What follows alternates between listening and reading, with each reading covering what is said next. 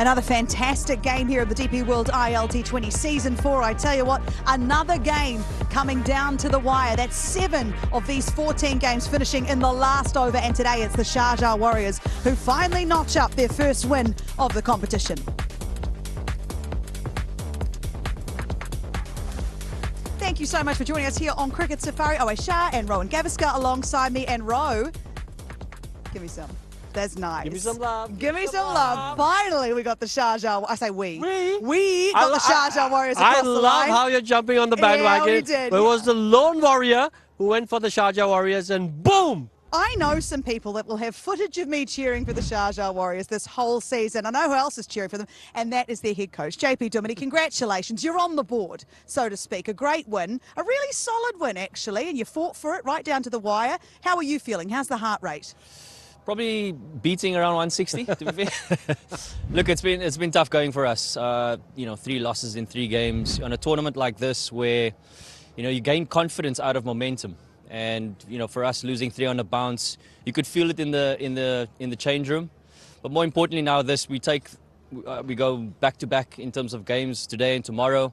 So I think the short space of time probably helps us to take a little bit of confidence into tomorrow and making sure that we can execute our skills again. Those 3 losses, I mean, they weren't without their positives in them. There were moments in the game where it could have gone the other way and you guys could have in fact won it. You come into today, you made a lot of changes. One of our favourite phrases in this tournament so far is horses for courses. We seem to say that a lot. Yeah. Rotation of players and moving them around. Big call to rotate your captain as well. And I know we talked about workload, or it was talked about at the toss.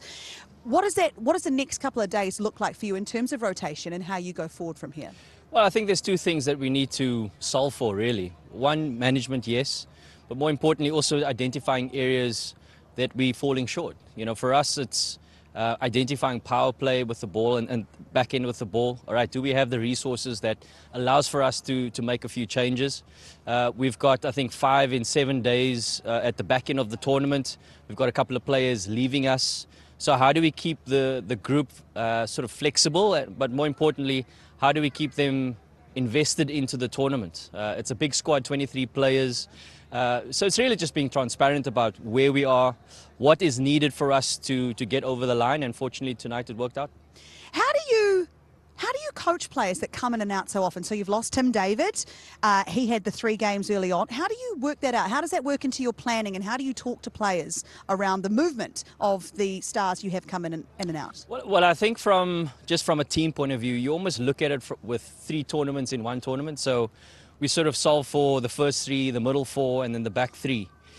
So that's sort of the thinking from a management point of view. I think just the transparency again with players in terms of their roles. Like horses for courses, as you mentioned there. I'm putting that on a T-shirt, I know that. And then just, for me as a coach, it's, always, you've been a coach as well. It's really about trying to identify what gets players going. Trying to, in a short space of time like this, it's not so much about coaching them about their skills. It's really about getting them invested, them feeling safe enough to explore their skill, trying to understand what makes them tick. How do we get the best out of them? How do we create a culture where they invest into something bigger than themselves? And that's a difficult thing at times when you think about, playing so many tournaments around the world. How do you get them to look outside of their own game as well? So that's sort of the aim for us really as coaches. I just want to jump in there, JP. So at halfway stage, did you feel you had enough to defend on, which I thought was a decent batting track? Yeah. I'd say I was unsure, to be fair. And I had the conversation with the coaches. It almost felt like a wicket where you weren't sure whether that was par in or not. And we just sort of resided to the fact that we'll see in the next 20 overs whether it was enough. which brings me to my question, JP, is as a coach, and sometimes where tactics are concerned in terms of retiring players out, we see a lot of players being retiring after the 15th or 16th over. Was there any stage around the 9th or 10th over you thought you might call Tom Collar-Cadmore back? Because as good, and he's a special player, it just wasn't his day today. I don't think it was on our radar. I think we always thought of it as he's 2 boundaries away of gaining momentum. And if there's anybody in our squad or in the playing 11 that has the ability to do it, even though it wasn't working for him, he is the guy. So it's always a tough one to manage. As a player, I'm always aware, or if I put my players out, I'm always aware, how does that affect them in the rest of the tournament? So for us, it wasn't really on the cards, no. I want to talk about his partner at the top of the order. You talked about making sure that players know their roles in and out. Johnson Charles is a man who knows exactly what his role is in this competition and in your team. Today, his performance was very impressive with the bat. What did you like about the way he tempered his innings? You know, if you think over the years, you know, Johnson Charles playing in this tournament, you always felt like he dominated the power play. And I think for us, even though the wicket didn't suit that style of play, it was the ability to extend his innings, identify certain bowlers that he potentially wanted to target. He actually spoke at the timeout that 160 was possibly going to be enough. To be fair, I didn't think that was the case. But more importantly, I think he felt that he needed to extend as best as possible, even though his strike rate wasn't as impressive as we've seen in this tournament thus far.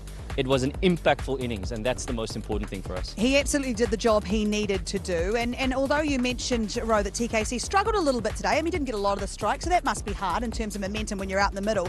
They did a job together. They set a platform that the Warriors needed on the day. Why do they bat so well together? Because they're now the best pair when it comes to the DP World ILT20. Well, I think because they're a pair that complements each other. Both, as JP said, have that ability to dominate the attack. Both have the ability to hit big sixes, and that's why that was why I had asked this question of JP, because so often you find a batter struggling for rhythm, struggling for to get into the groove, and as I said, Tom Colocat was a special player.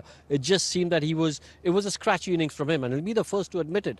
So as a team, what do you do? But you're right, as a pair, these two, if one's not going, the other one is, and that is why they are such a dangerous partnership, because like we saw today, Tom Colocat wasn't really at his best, but Johnson Charles, boom, he's the one who said, listen, don't worry mate, I've got your back, I'll take a few more risks, I'll try and be a little bit more aggressive, and I'll make sure that we don't fall behind where we want to be at a certain stage. So that's why they're such a successful pair. I want to talk about the platform that they laid. So a young man by the name of Roo can come in and be free in his first game, and he worked hard out there, he did a good job, and he was great behind the stumps as well. What was your assessment of his first game for you? It's sort of an unknown entity, isn't it? To be honest, I haven't seen a lot of him, but the one thing that we found was really impressive is his spin play. I mean, we saw a little bit in the practice, and he backed his sweep and reverse sweep. And when you think about that type of options that you have against quality spin, you have to be confident and you have to commit.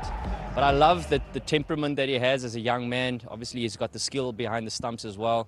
I think this is the start of great things for him in a T20 career. But more importantly, he certainly, to my understanding, has the motivation to represent England in all formats. So it's definitely one to watch for the future.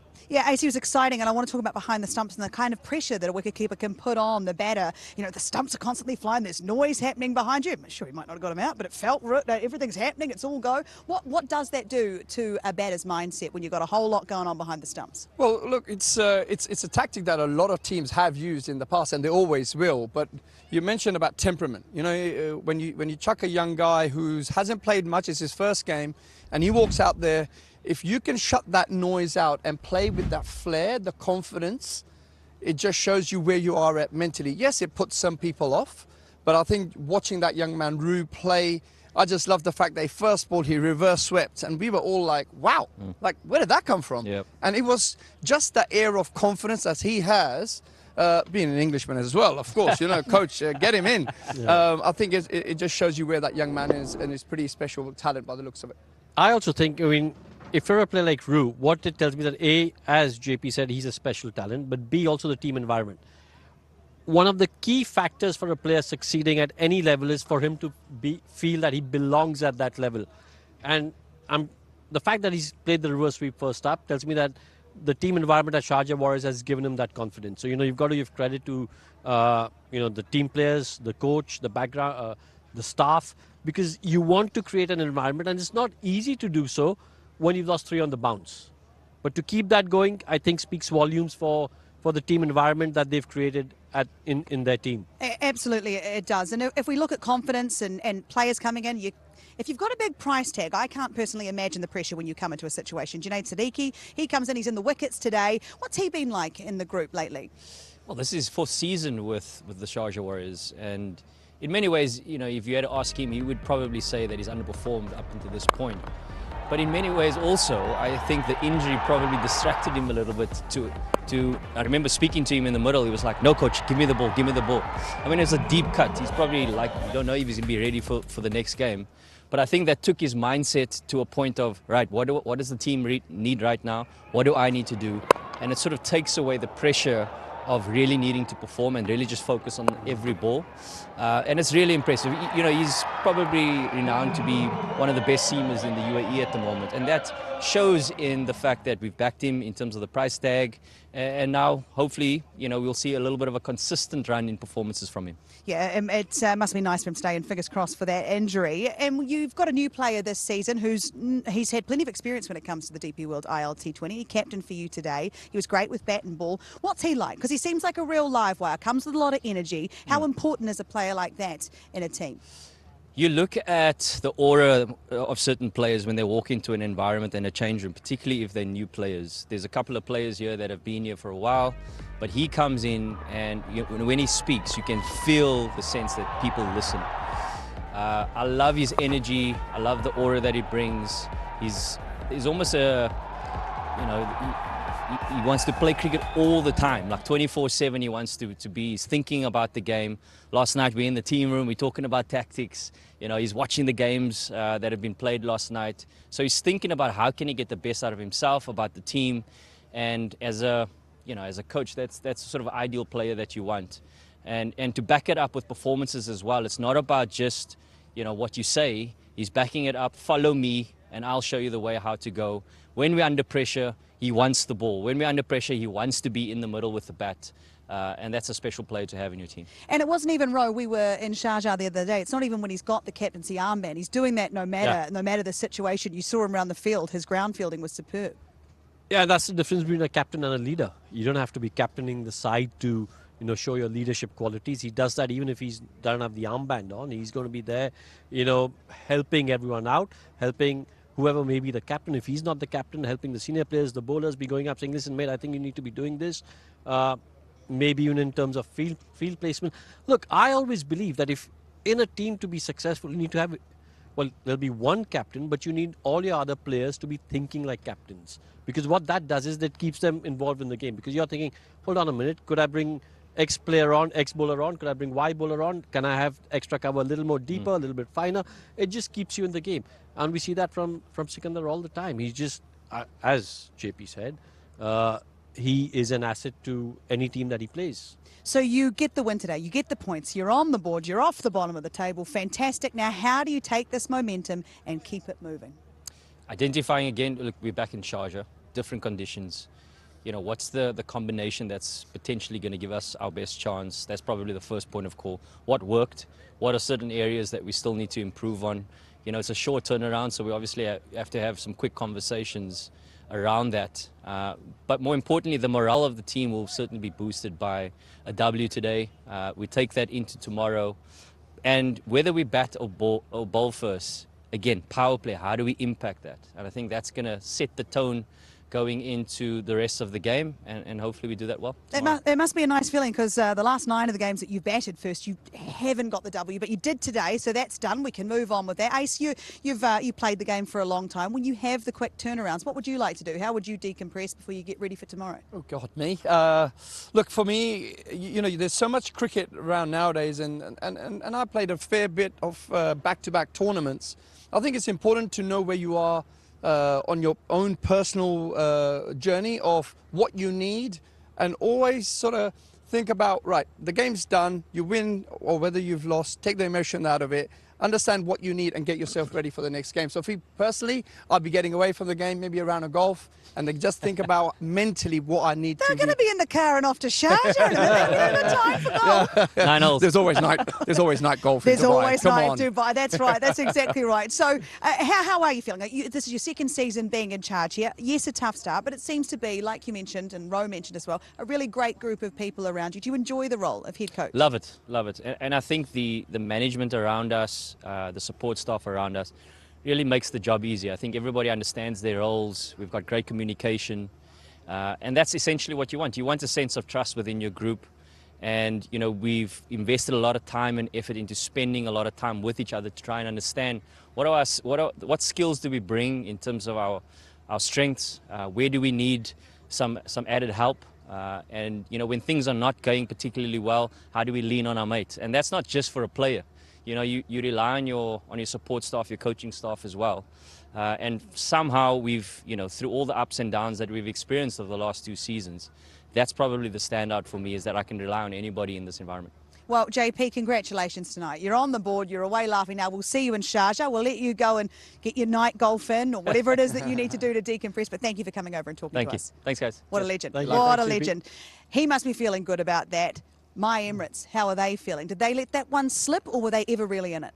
No, I think they were in it. I actually think that they were the Warriors were about 20 short.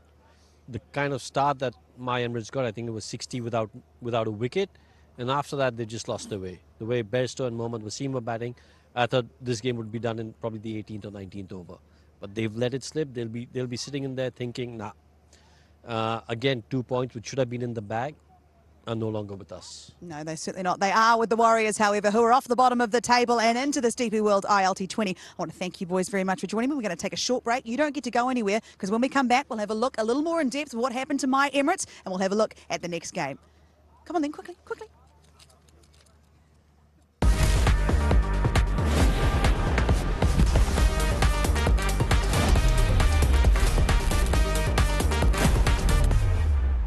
Welcome back to Cricket Safari. Thank you so much for staying with us here in Abu Dhabi. So these two naughty people that tried to race into shot before, I've got Mike Hazeman and Mumtaz Khan alongside me. Ruji, I mean, it's good to be back, but it's a good leveler for you because you were not cheering for the Sharjah Warriors today, who got the points against my Emirates. What happened? I got some cop-out from a good friend of mine, JP Dumini. He's like, listen, I saw that screen. Next time, pick us. And rightly so. I mean, I thought they played a great game. I think there was always conversation around whether that 174 was enough or not. You heard from JP as well, even they weren't sure. And the firepower that my Emirates have, there's any total they can chase down. I just think that when you leave too much for the back end, 12 runs in over for 8-9 overs, and it does get tough. Nicholas Pooran not having the purple patch that we're so used to seeing. Kieron Pollard normally obviously finds himself stuck if he has to hit for longer periods of time. And I just felt one too many wickets in that middle phase. They had 56 for 5 in over 7 to 15, and Kieron Pollard touched on that. That's something they need to tweak, and that's probably where they lost the game from the start that they had. Hazy, you have a great deal of patience, and you showed that today in the commentary box with me. But we were commentating at a time where it really was in the balance. And my Emirates, will they be kicking themselves that they let that one go? I think they probably will be, but there's a couple of things I need to clarify. One is that, I mean, we've had 7 thrillers, and I've had 6. I need to take a lie down. Yeah, it needs to get you a cup of tea stat. Yeah, so that's one. The other thing is I'm not playing that guessing game anymore about who's going to win games. That's me. I'm officially retired. Not playing anymore. That's it. Yeah, okay, and that all seems fair. What was the question? Yeah, I can't remember, so we'll move it on. I'll ask you a different one. I'll ask you about Nicholas Pooran. Yep. I'll ask you about his performance today, because this is the second, maybe third innings we've seen that's not like him. Did he bat himself perhaps into a little bit of form at the back end to almost get his team over the line? Yeah, I think he did. I mean, he'll be thinking, gee, I should have started going a little bit earlier, of course. I guess that'll be his thought process. I mean, he was pushing it around, really. I just think he wanted to get bat on ball a bit and just find a little bit of touch. He still wasn't hitting all that cleanly until we got white towards the end. That was a lovely shot, the little slice in the offside. And then these sixes, I mean, they were terrific shots, some of these. Low full tosses, he was belting them all the way down the ground. I mean, he's a wonderful player, but we've seen him do this sort of stuff regularly. But yeah, something's going on here in this season, season 4, which is most unlike him. I mean, he's a 360 player, deluxe, and we just haven't seen that at all, really. And I think another, maybe even 3 balls, they would have got up. Yeah, well, okay. All right. Well, they'll be disappointed to hear that. I just am so thrilled that you said a 360 player deluxe. I don't think enough people say that. I think that's very important and a great representation of Nicholas Pooran. Let's talk about Mohammad Wasim and what he was able to do today and how much he likes this tournament. Ruji, he did a good job. He's now hit 1,000 runs in the ILT20. Why does he like this tournament so much?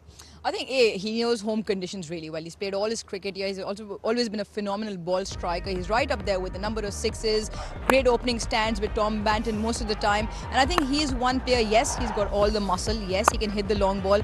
But what he has starting to do is maneuver around the crease. He's starting to sort of expand his areas of shots, the sweeps normally, trying to run hard between the wickets. But his job is to get the team off and running to a flyer.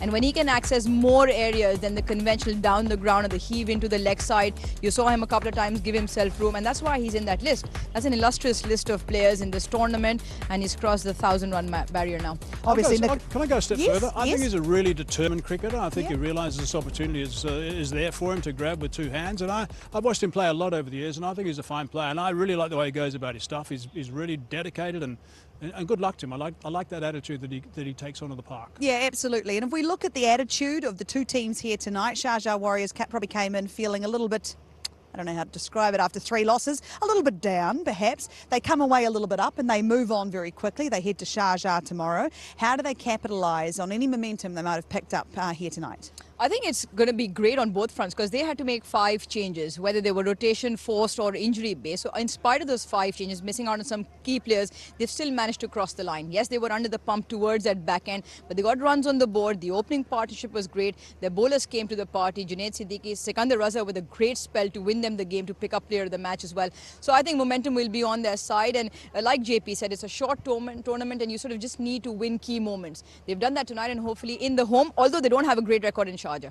They don't have a great record in Sharjah. Don't say that. So don't sorry, say they can do it and then say they don't have a great record in Sharjah. But let's continue talking about winners and let's see who our winners are in tonight's competition on Z. So it's time to find out these lucky winners from the TV quiz last night. A reminder of the 2 questions we asked. Who led ADKR in the first match of the DP World ILT20 Season 2? The answer was, of course, Sunil Narain. Question 2 was who skippered the Dubai Capitals in Season 2? The answer to that was Sam Billings. So well done to all the lucky winners who are on the screen now. For anyone looking to take part in tonight's quiz, results will be announced tomorrow night and best of luck. Congratulations again. Remember, T's and C's apply. So I'm now absolutely aware it's Sunday. It's Super Sunday here at the DP World ILT20. And this is the first, of course, of the double headers tonight. There's one happening up the road and it's just about to get underway. It is the Vipers taking on the Capitals. The Vipers have won the toss. They're going to have a bowl first, which is hardly any surprise given the conditions in Dubai. Hazy, who is this more important for in terms of the competition? Well, the Capitals have got to double up after playing well last night and winning that one and fronting up again straight after and getting another game and playing well again. But the Vipers will win this one, which now means, of course, the Capitals are going to win it. Yeah, absolutely. Hazy can't pick him. He cannot pick him. But you do see the Vipers at the top of the table there. Ruji, who are you picking for tonight's clash? Yeah, I think Vipers. Their record in Dubai very, very good. Capitals have found form, but I think Vipers an all-round a very good side. 5 out of Finn. 5 out of 5. 5 out of Finn. 5 out of Finn? I don't know what that means. 5 out of Finn. Horses for courses. Sunday's about to get over. Player deluxe. That is it here, people. And I tell you what, who you pick tonight, don't listen to these two because they got it wrong here in Abu Dhabi. It was the Sharjah Warriors that managed to get over the line against my Emirates. They are finally on the board in this Season 4 of the DP World ILT20. Hazy, Ruji, love you. Thank you. Thank you for your time. Thank you for your patience today. Thank you for joining us. We leave you here in Abu Dhabi, but you make sure you change channels and you get yourself watching that game is happening over in Dubai. It's going to be a cracker and we'll see you tomorrow.